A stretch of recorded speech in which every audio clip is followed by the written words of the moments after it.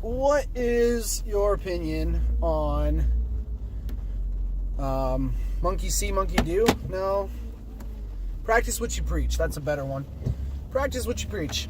To the extent of it becoming a physical or mental thing. Not necessarily the way you treat people or the philosophies that you subscribe to, because those are important, but I'm talking more along the lines of like teachers and coaches. When I was in school, I was always of the mindset, and even still today, that if a coach is going to instruct their team to perform in a certain way, then that coach should be able to either, one, do it currently, or two, prove that they had the ability to in the past.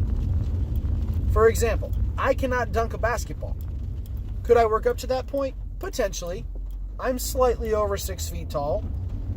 A basketball rim is only 10 feet high.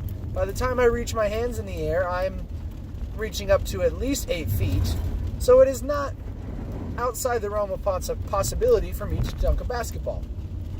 But I cannot do it presently, and I never have been able to in the past, so it is unrealistic of me to expect a person to do so just because I tell them they should. Okay, maybe a poor example. Let me take it back to something that I currently have to deal with. I teach a variety of subjects at the school at which I work. And I feel as though it is my responsibility to be able to perform at the level that I expect my students to perform at.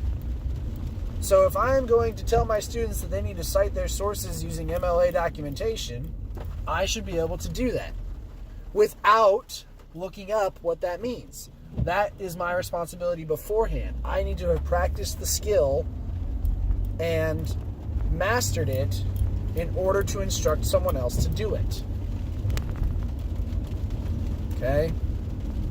That's just the way that I feel. Now, again, I stress, maybe you can't do it presently. There are plenty of coaches of professional teams that cannot perform at the level at which their players do currently, because either they're too old or fat or whatever.